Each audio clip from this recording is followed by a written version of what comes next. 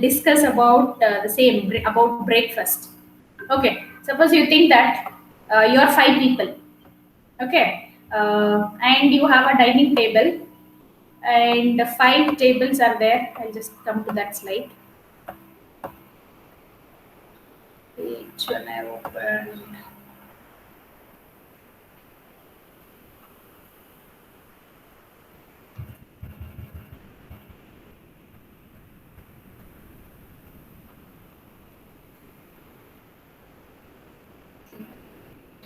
One second, I'll just open.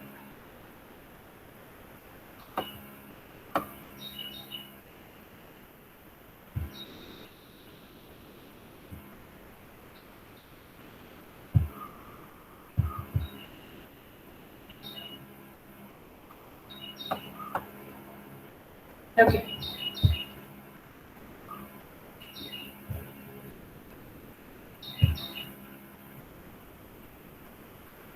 Able to see the screen?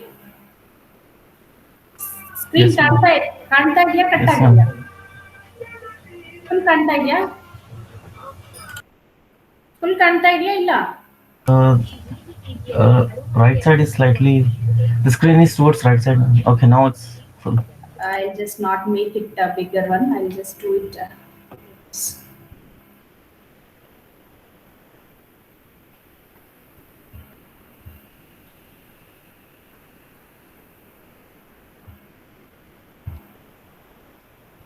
Okay. Okay. So now we are even able to see this picture. Yes, ma'am. Anybody? Anybody able to see the? Everyone able to see the picture? Yes, ma'am. Okay. Uh, Akash, right? Akash is answering me. Okay, Yes, Akash. ma'am. Okay. Anybody? So how? What is this? What is this? Can anybody answer what is this?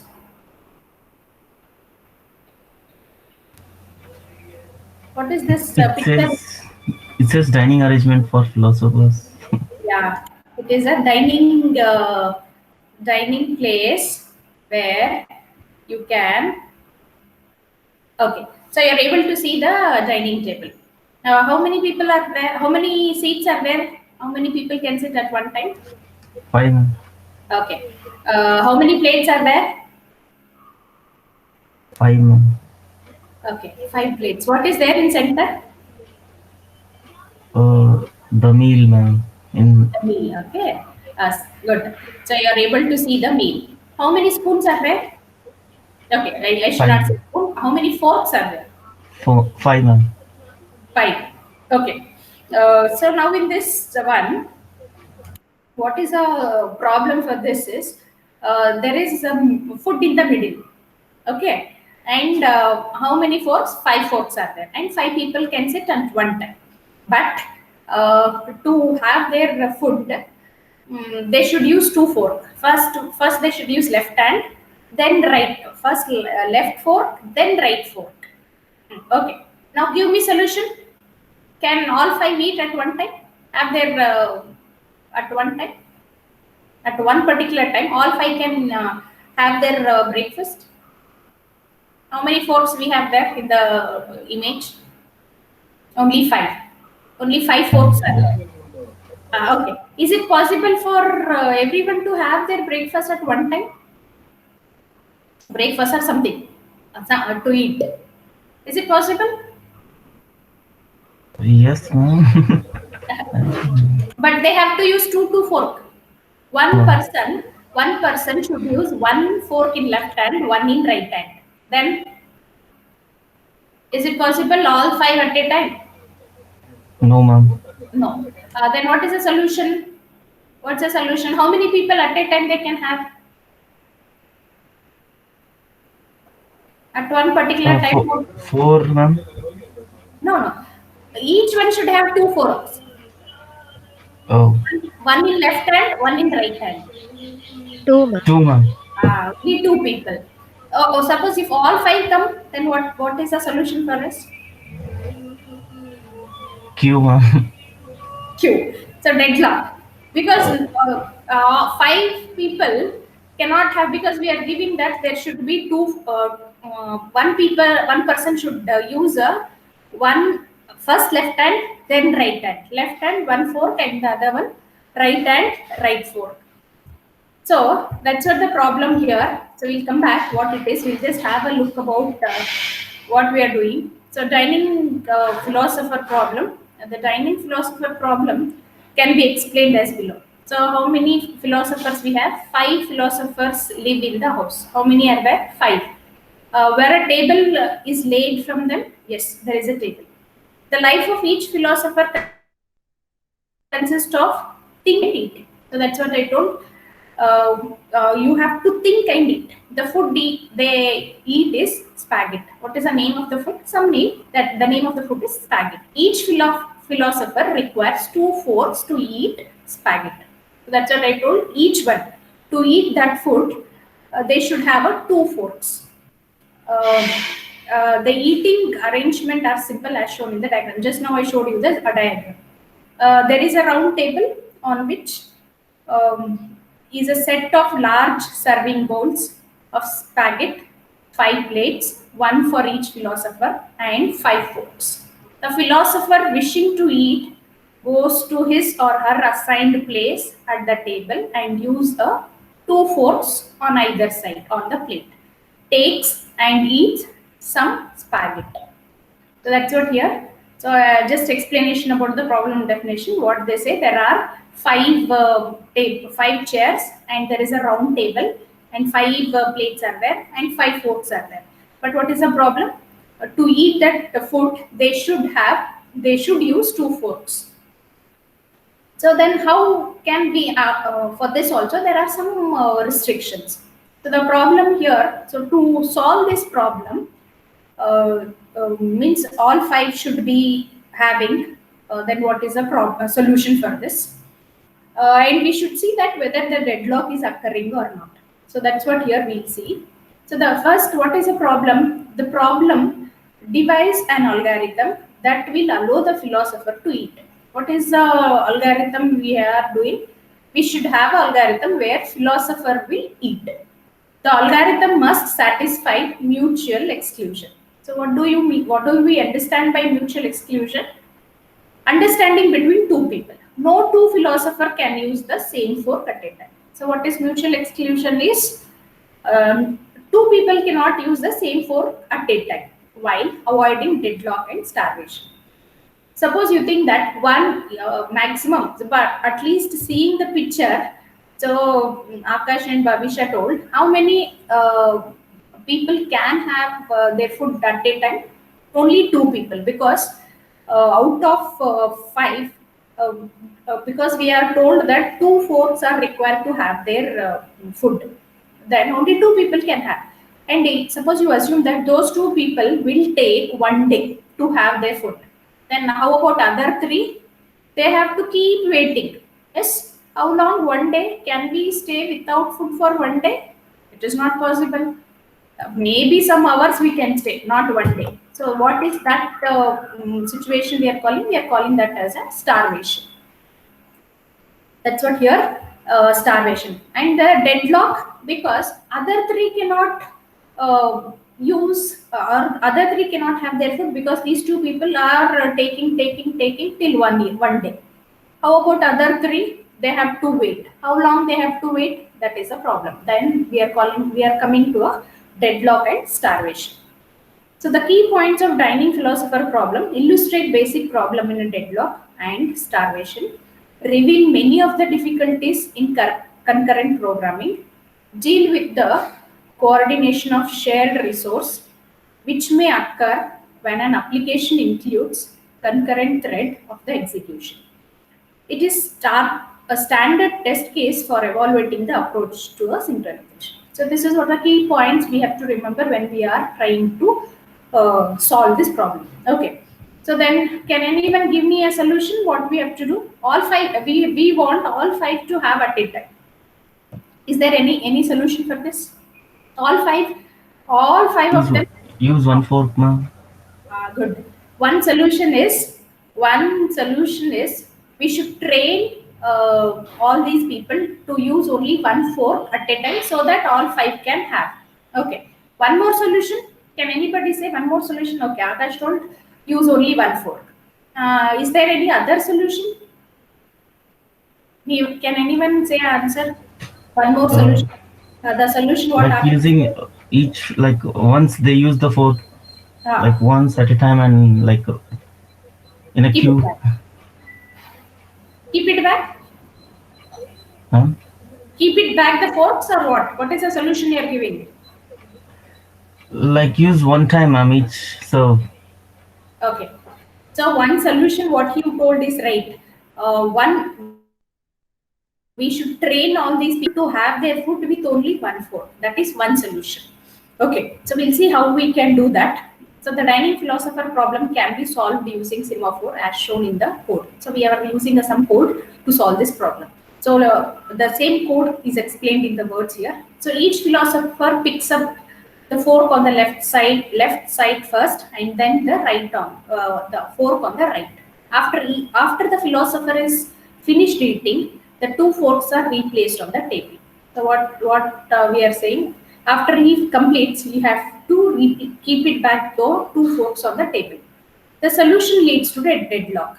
If all the philosophers are hungry at the same time, they all sit down, they all pick up the fork for their left, and they all reach out for the other foot, which is not there. In this undersigned position, all philosophers start. Okay, to overcome the risk of deadlock, we could buy 5 additional forks. Okay, so what is one more solution? One solution, Akash told you train them using only, you allow them to use only one fork. One more solution, we already have 5 forks. Why don't we buy 5 more forks? So additional, how many? 5. Or teach the philosopher to eat spaghetti with just one fork. What he told was, Akash told you train them with one fork. One more solution is buy 5 more. What is the problem? 2 forks are required. So buy 5 more. Or as an another approach, we could consider adding an attendee who only allow for 4 philosophers at a time in the dining room. With at most 4 seated philosopher, at least one philosopher will have 2 forks. So what is one more solution here we say? So here they say additionally you take 5 more forks and allow only 4 people. So that's what here the semaphore code is written, and this is a solution. So you can see here the program, or it is not complete program, it is just a function, part of the function of the code to solve the philosopher problem, dining philosopher problem. Okay, so how many forks we have? 5. That is one array we have taken. And how many philosophers we at one particular time? How many philosophers can be there? At maximum 1 or 0 or 1 or 2 or 3 or 4. Maximum is 5. So that's what here while true. So when it is true, then keep doing this. Think. What he has to do? He has to think. Wait for fork. So you can see in the next line, wait for the fork I. If it is, then wait for I plus 1 mod 5. Then eat. Then signal fork I plus 1 mod 5, signal fork I.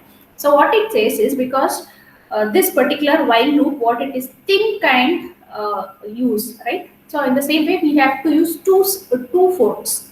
That's the reason you have two, one in left hand, one in right hand. At the last, you can see in the main program. So, philosopher, how many philosophers we have? We have 4. Why 4? Because we have started with the index as 0. Philosopher 0, philosopher 1, philosopher 2, 3, 4. Okay. So, how is this program, or what do you understand by this code? What type of code it is? What type of code it is? Which language code it is? C, C++, Java. Which type of code do you understand, at least by seeing this? What type of code it is? In which language it is written? Can anyone answer? Which type of code it is? In which language it is written? And what is the concept used here in this code? Can anyone answer which type of code? Is it a C language? At least you can see void main. So where we generally use either C or C++. So void main. Okay, along with that, one more concept is used here. What is a concept? Programming language concept. What is that programming language concept we have used? They have used here. Yes, what type of programming language they have used? Can anyone? Can anyone say what is a programming language used? So you can see in the main program. I'll just give you a hint. Main program. So what is this philosopher zero? What is philosopher zero? It is a function. It is a function, or it is a function. So how many times that function is called? 5 times. Philosopher zero, philosopher 1, 2, 3, and 4. So how many times we are using this while? So this is repeated. How many times we have repeated this? So we have repeated 5 times. Yes. So and what concept of programming language we have used here? We are using a, what type of concept we are used here? Can anyone answer? What is the thing we have used here? Philosopher. This is a function. How many times the function is used? 5 times. Then what is this? What we are doing here? Is it not recursive function? Yes. So what do you understand by recursive function? Recursive function, calling the function again and again. So you can see here how many times the same philosopher function is used, because there are 5 people, 5 times it is called. Okay. Okay, next. So how to solve this using a monitor? So here some condition variables are set to see that each philosopher must wait for the availability of the fork. A function for entering a monitor has to be written so that philosopher must size 2 forks on left and right side. So that's what is the solution for this philosopher problem. One, you have to have a fork, 2 forks is required, one towards the left and one towards the right. If any one fork is not available, he must wait. So what is the solution? If one fork is not available, the other person has to keep waiting. Now, another philosopher can enter the monitor and try his luck. So suppose without that, if he enters, then he has to use a luck. Another function has to be written for releasing the fork. When a philosopher finishes eating in this solution, deadlock will not occur. So that's what here. So this is a solution for a monitor. Okay. So now we have completed with a timing philosopher problem. Next we move on to a next topic. So it has been discussed earlier that CPU scheduling is used to increase the utilization of CPU and to improve computer response to the user. For this, several processes must be kept in the memory. Here we will discuss how memory is managed to achieve this. So memory consists of large array of words or bytes. So what is memory? Why do you use memory? Why we are using memory? Anyone? Can anyone answer why we are using memory? Store data. Yeah, to storing. So that's what here. How is memory? Memory consists of a large array of words or bytes, each with its own address. So now, each of you will be having your own addresses. Now, Akash will be having his home address. Bhavishya will be having her address. Diksha will be having her own address. So each of you will not be having same address. You will be having different addresses. Same way in memory also, each one will be having your own addresses. The CPU fetches instruction from memory according to the value of the program counter. So what the CPU fetches is CPU fetches values or instruction from the memory according to the value of the program counter. So whatever there in program counter, we have seen in the first classes how is the CPU diagram. So in the CPU, when we have address, we have a PCR, the CPU's structure we have seen. In that we have something called as a PC and IR. What is PC will be having? PC will be having a address. What is IR will be having? IR is instruction register. Whatever the instruction to be executed will be there in the instruction register, which we have seen in the previous classes. The same way here. So if you want to execute any program, either Java, data structure, any program, then what we do, you type your data structure or Java program type based on the editors. So in Java, you may use a Notepad, or you may use editor, or you may use a Eclipse. There are so many editors based on whichever you are flexible, you'll be using. Okay. So the same way data structure also, you are doing so many programs. Then how you are doing? We type everything in save. So when we say save, where all these programs are stored, these programs are stored in your memory. Okay. Once you say save, it will be stored. So temporarily, it will be stored where? In a main memory or in a secondary memory. In temporarily, it will be stored in the RAM. So RAM, we are calling it as a small one. It will be small. It will not be very big. So after we save, that will be going on and falling in your main memory. That is what your hard disk. So if you are executing any program, so it will fetch your program, complete program to the CPU, either one instruction by instruction. It keeps executing your program. So these instructions may cause additional loading or storing from or to specific memory address. Due to several reasons, we can ignore how many addresses is generated by the program. So again, it depends how is your compiler, whether your data structure or your Java compiler, whether it is a compiler or interpreter. Again, it depends how the manufacturer is done. If it is an interpreter, it will take a line by line of your code. If it is a compiler, it will take complete code at a time. So that's what, based on your how is your compiler, based on that your programs will be executed. So these instructions may cause additional loading. So that's what here. What will be problem every time?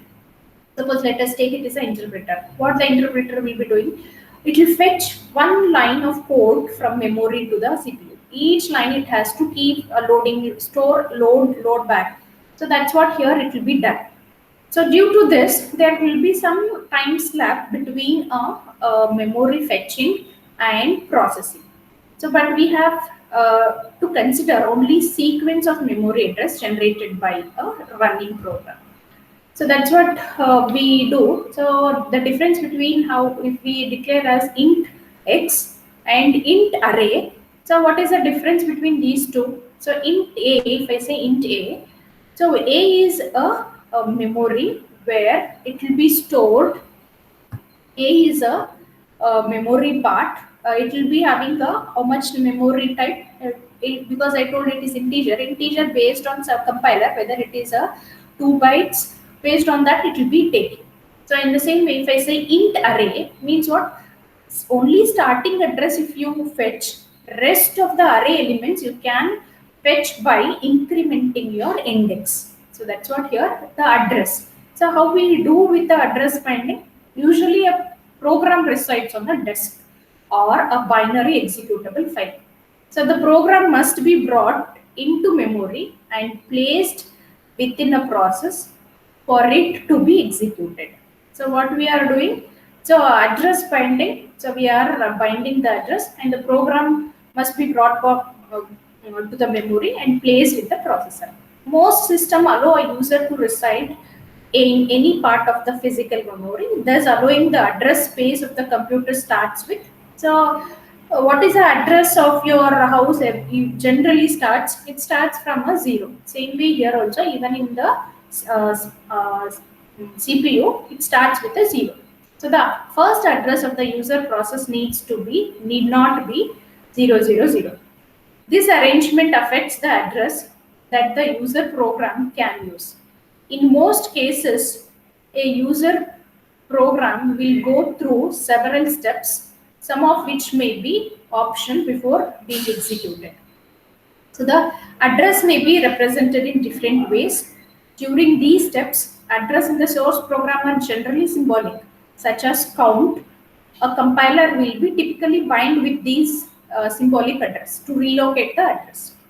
So now we say when you type any small code, you just say hash include. So what is this hash include will be doing?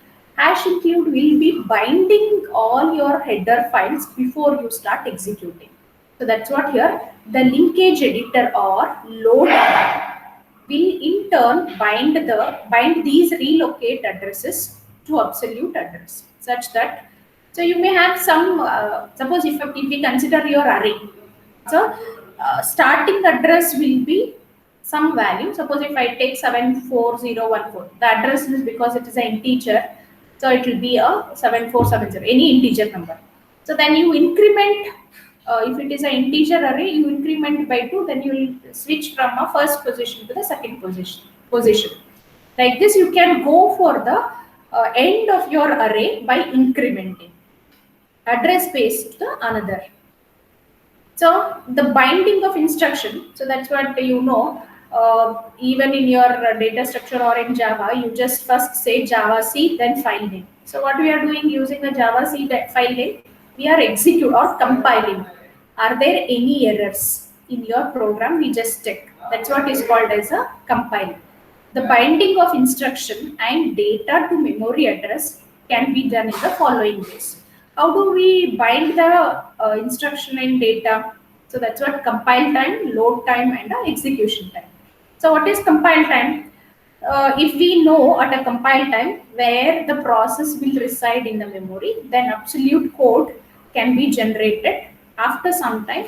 If this location changes, then it necessary to be recompile this code. Okay, so you'll be knowing when you're typing the code, after typing your program, what you do, you give in your path. So some path you will give and where you're storing your program. So that's what a compile time. So in compile time, what you're doing, we are trying to remove, are there any mistakes? Either maybe your typing error or any mistakes we see. That's what a compile time. So in the same way, load time. So what is this load time? In the same way, hash include stdio.h. What it will do before you start executing, the starting will be loaded into your program. So that's what a load time. If it is not known at a compile time, where the process will reside in memory, then the compiler must generate relocatable code. In this case, final binding is delayed until load time. So this is what the load time is. Then execution time. So how much time the execution? That's what in your some of your ADA programs, you're not doing it out. When you come back to the ADA program, then you can see there what is the time taken. If I have given these many inputs, how much time it has taken to execute and give me back the result. That's what you check in your ADA programs. That's what execution time. If the process can be moved during its execution from one memory segment to another, then binding must be delayed until runtime. Special hardware must be available for this scheme to work. That's what a execution time. First one is compile time, next one is load time, next is execution time.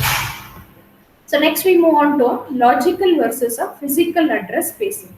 So what is this logical and physical? So now whatever all these your last semesters we were taking classes physically, means you people were coming to the class and you are doing. That's what is called as a physical.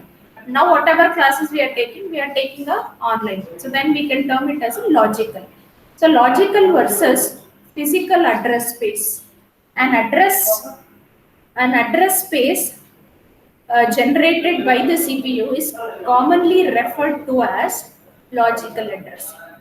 An address generated by CPU is commonly referred to as a logical address. What generally we call with respect to CPU, we call as a logical address. Whereas an address seen by the memory until that is the one loaded into the memory address register of memory is referred to as a physical address. That's what here. So what we call what is physical and what is logical. Logical means where is your CPU address from memory, where you have taken the program and where you have placed in your CPU for execution. That particular position or place where you are storing your program for CPU is called as a logical address. and where actually you have stored your memory, your program in memory. That is what is called as a physical address space. So memory is referred to as a physical address. Clear about logical address and physical address? Logical means what? CPU address. What is physical? Memory. So where we are storing our program, then that is called as a memory. That's what is called as a physical address. The compile time and load time address binding methods generate identical logical and physical address. So what we say here, compile time and load time. How do we have addresses for this? Sometimes these two will be identical. So sometimes we may take it from a small memory, that is RAM, and we can have a same. Sometimes it may be same. Suppose if I assume that our college address is some 100, and even the your house number is also 100, but again it varies the streets, but number may be same. That's what here. Sometimes it may be identical. However, the execution time address binding scheme results in a different logical and physical addresses. In this case, we usually refer to the logical address as virtual address. Sometimes there will be two names. One name here in our college we may call Akash, but in the same way in your house you may have a pet name. Same way here also. In this case, we usually refer as a logical address, or sometimes even we are called logical address as a virtual address. Okay. So multiple steps in processing the user program. How do we process the program? So first, source program. So you type a program. That's what we call it as a source program. Then compile. So what we do, either using a compiler or assembler, you try to execute your program. So same way your Java or data structure programs, if you want to compile, what you do, if you want to compile data structure program, you should have either Turbo C or Golang C or some compiler related to C programming or C++. The same way, if you want to execute your Java program, what you require a Java compiler. Same way here, source code, after source code, you are compiling using a compiler. That's what a compile time is. So then whatever your, suppose if your program is no errors, then it will be compiled and it will be converted to some code. So what type of that code? That is what is called as a object module.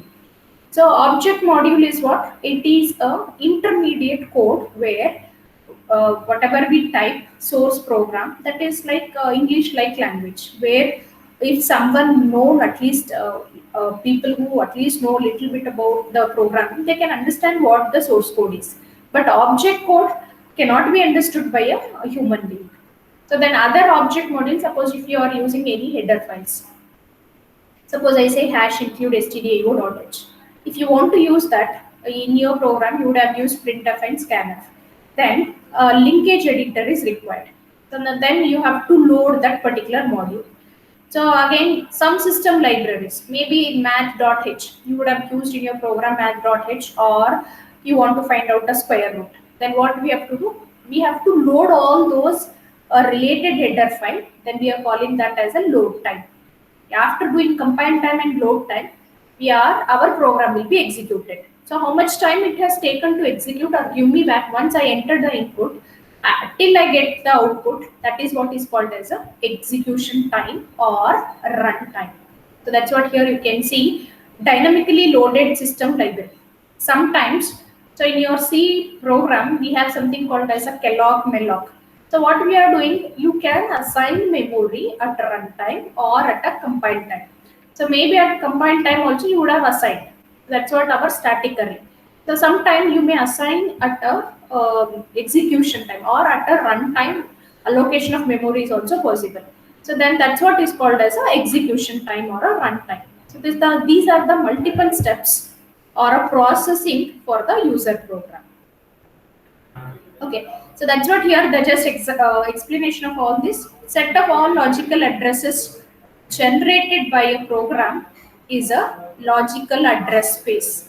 So what we do here, so this whatever you where it is stored in a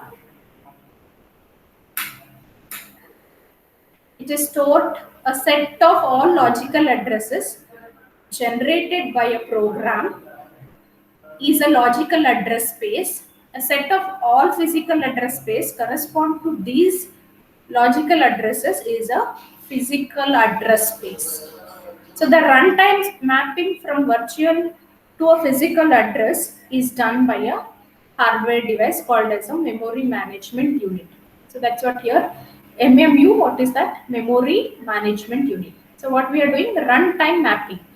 So, what is the address of a CPU? What is the address of memory?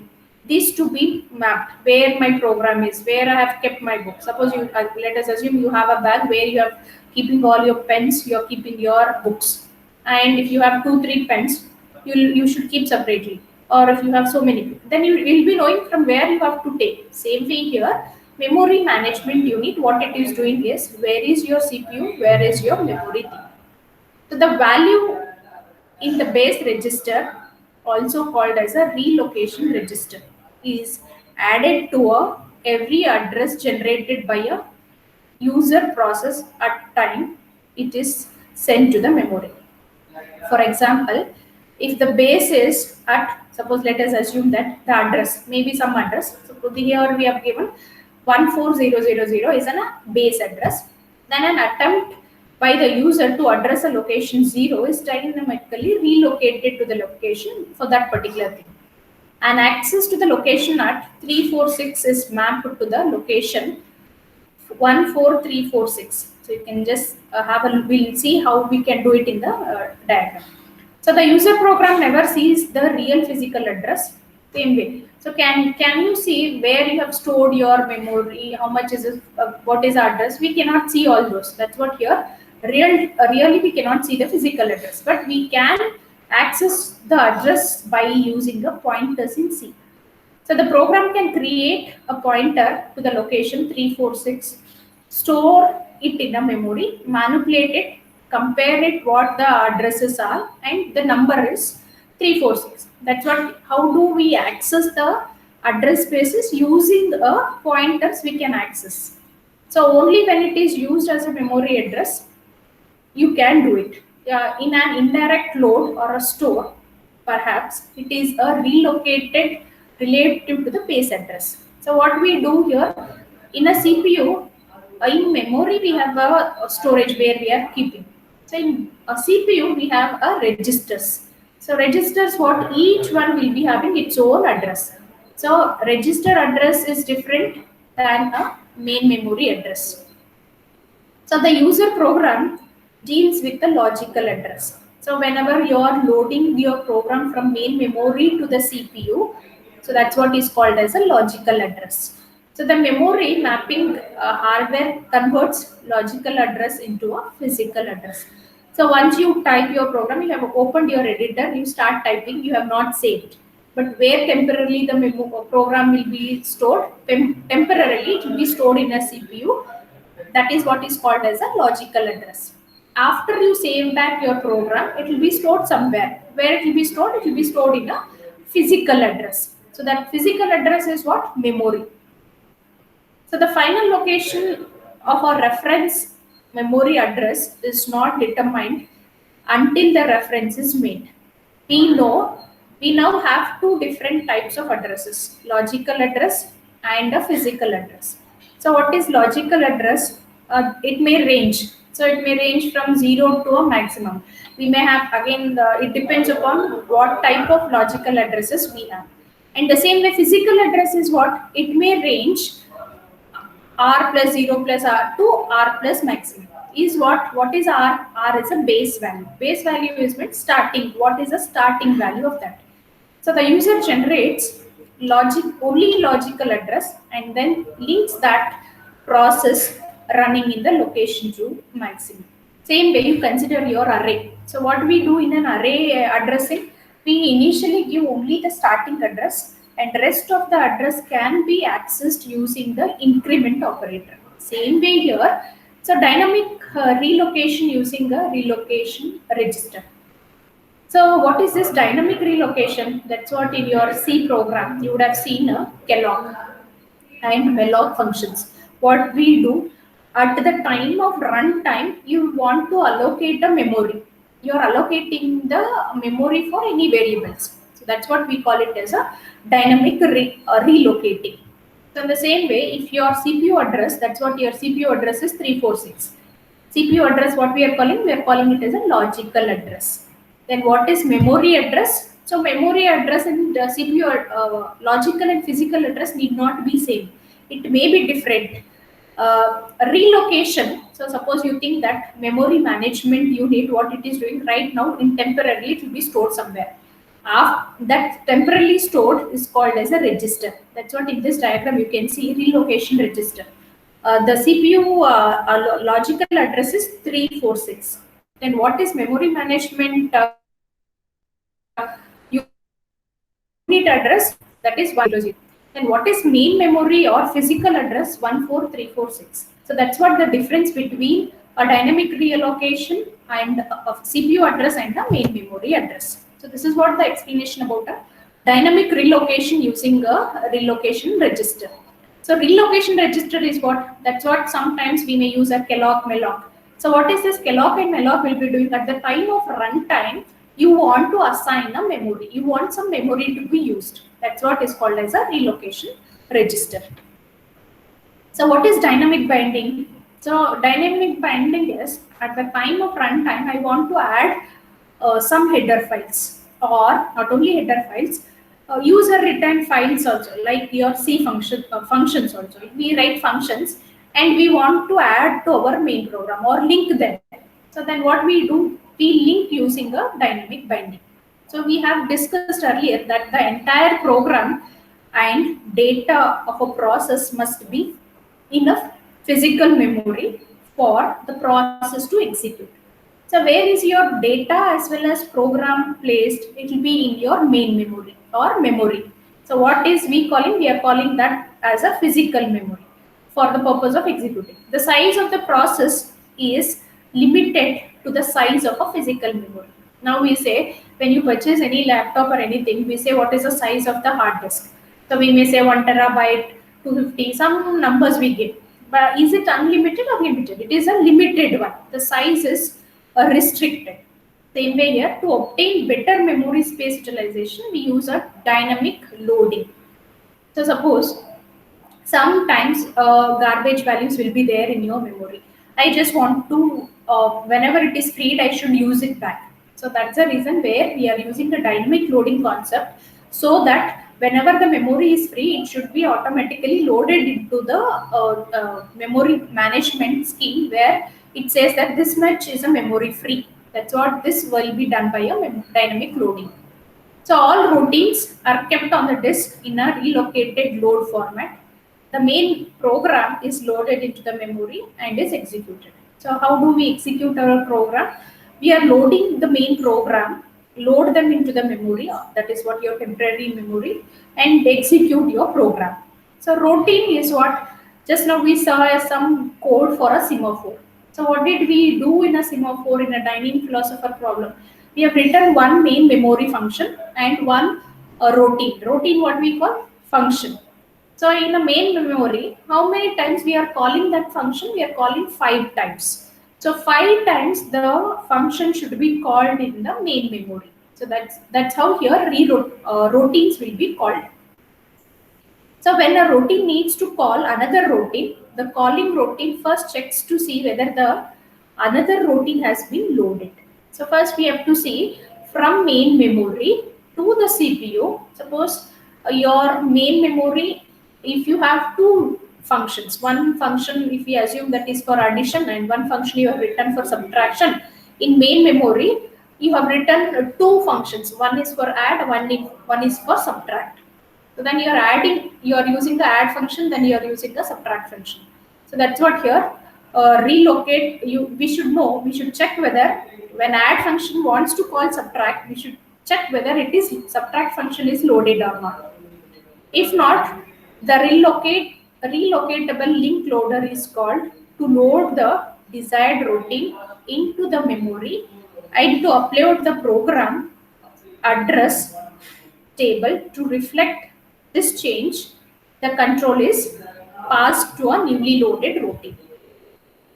So advantage of doing like this, the same way, suppose if I say you have a two concept, one is a static and a dynamic. So what we do in static array and dynamic array? In static array, we assign memory allocation in your program before in compile time only. You say this much size, this much memory I want, then that is what allocation will be done. That is a static. Suppose I don't want static memory because I don't know how much memory is required for my data, then you do it in a dynamic or a runtime because you don't know how much memory you may require later. So that is what is called as a dynamic loading. So the advantage of doing like that, even everything, every concept will be having an advantage as well as disadvantage. Same way here, we have an advantage of having a dynamic loading. An unused routine is never loaded. Hence, the total program size is large. The portion used will be much smaller. So that's what here. Suppose you think that let us say that if we assume your array in compile time, and you told a 100 a how you are declaring your array name is a, and how much size you have told 100. So 100 will be allocated for your program. How much memory you have used out of 100? How much is your array? Maybe 2 cross 2 or 3 cross 3, or maximum how much you may use 4 cross 4. How much is a 4 cross 4 memory size? 4 into 4 is that much is the size you may require. If I say for trying your simple programs, you may use 2 cross 2. So where is 4 cross 4 and where is 100? So we are wasting so much memory. So that's what here, an unused routine is never loaded. Hence, though the total program size is large, the portion what you are using is very small. So it does not require a special support for the operating system. So that's what here, when you are using this dynamic loading, the operating system does not require any special support to do this. Okay, so next we move on dynamic linking and shared libraries. So what is this dynamic linking and shared libraries? So in your C or in your Java programs, before you start typing, you type hash include stdio.h or hash include math.h. So in the same way in your Java also, you may say import file. So what we are doing there, we assume that what is a program you are writing, related to that program, you are including all your header files. So that's what here, dynamic linking and shared libraries. So you may use a math.h. So in math.h header file, you may use sqrt. What is that sqrt? Sqrt is a function. What it will be doing? It will be calculating the square root. Then what is math.h? Math.h is a main class. So to include that, all already written for you, that those are called as a built-in function. So how do we share them, or how do these will be linked? So that's what the concept here, dynamic linking and shared libraries. Some operating system supports a static linking, in which language libraries are combined by the loader into the binary program image. So that's what here, based on some operating system. So static linking will be done. So I just told you there is a thing called as a static and a dynamic. Allocation of an array, statically also you can do, at a dynamic also you can do. Static means in compile time only you are assigning memory, this much memory I require for my program. That's what static. Dynamic, at the runtime you assign a memory. That's what in C language, in dynamic we use calloc and malloc function. That's what here. Static linking also is possible and the dynamic linking also possible. So the dynamic linking is similar to the dynamic loading. Here a link is postponed until execution time. Small piece of code called as a stub is used to locate. So who will do this? What the operating system has to do, because you have a header files, huge header files, and you say that stdio.h. So when you click on stdio.h, there are so many functions. You may have a one function for printer, one function for scanner. Then how this operating system will be doing a small code, that code we are calling it as a stub to use a locate where this particular header file is present. So the appropriate memory recite library routine. So where is this printf function. Where is this scanf function? This should be located. Who will be doing this? This will be done by a small function, small piece of code or a function called as a stub will be doing to relocate where is this header file. Okay. Program loads the routine into memory. Thus, the next time that the code segment is reached, the library routine is executed directly, incurring no cost for dynamic linking. Under this section, all possibly that use a language library execute only one copy of a library code. In the same way, in our library functions, there will be only one copy. We may not have a more number of copies. So if I say printf, there will be only one printf function, built-in function in a library. That's what it means here. There will be only one copy. A shared library is a file that is extended to be shared by executable file and further shared object files. So what do we mean by share? So the same way now you can see.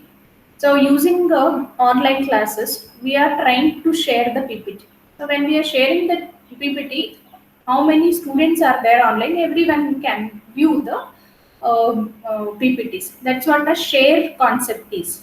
So the shared library, same way with respect to files, how do we share? Shared libraries is a file that is intended to be shared via executable files.